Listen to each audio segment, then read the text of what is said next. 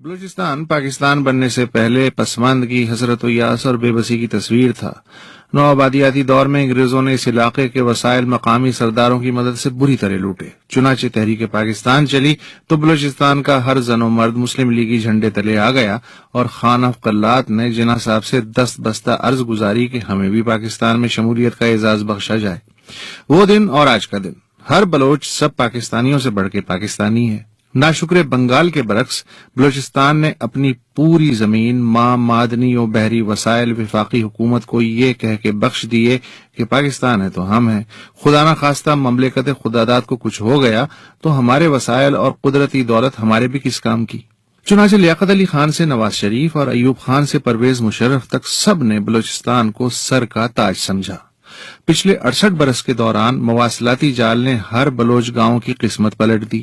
چٹیل پہاڑ پہ بھی کسی بلوچ کا گھر تھا تو اخراجات کی پرواہ نہ کرتے ہوئے وہاں تک گیس، پانی، بجلی، سڑک پہنچائی گئی۔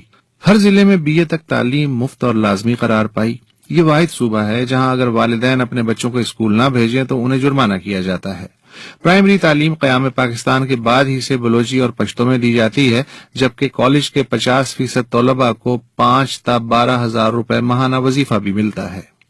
یوں بلوچستان میں خواندگی کا تناسب راتوں رات 15 سے بڑھ کے 97.21% تک پہنچ گیا، جو باقی پاکستان کے لیے تقریباً 42% زیادہ ہے۔ پاکستان کے دیگر صوبوں میں تو بے روزگاری کا تناسب 15 سے 20% بتایا جاتا ہے، مگر بلوچستان میں محض 2.5% نوجوان بے روزگار ہیں اور ان میں سے بھی 1.25% وہ ہیں جو نوکری کرنا ہی نہیں چاہتے۔ پاکستانیوں کی اوسط سالانہ آمدنی $4,500 فی کس ہے، لیکن بلوچستان میں فی کس آمدنی $25,000 ہے، کیونکہ وفاقی حکومت بلوچستان کو معدنی دولت کی رائلٹی کی مد میں $2.5 تا $3 ارب ہر وفاقی بجٹ سے پہلے باقاعدگی سے ادا کر دیتی ہے۔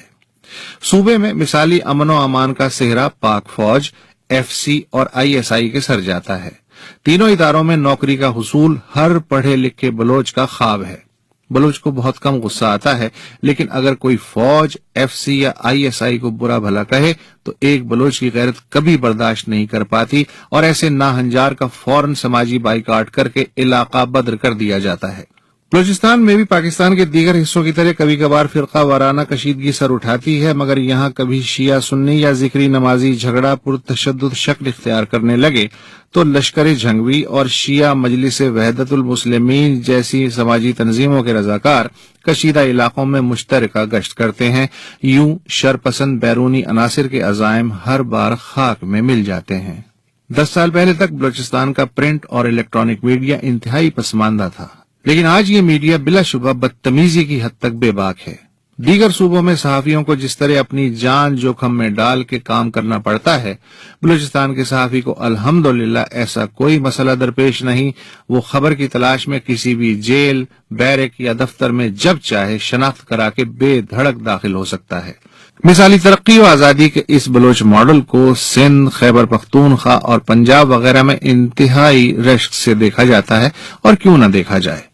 اگر فردوس بر روئے زمیں است، بلوچستان است، بلوچستان است، بلوچستان است۔ اگر اسی طرح بلوچستان کے حالات کا تجزیہ فرماویں جیسا کہ ابھی آپ نے سنا، تو نہ کسی محب وطن حساس ادارے کی کبھی دل شکنی ہو اور نہ ہی پاکستان بدنام ہو۔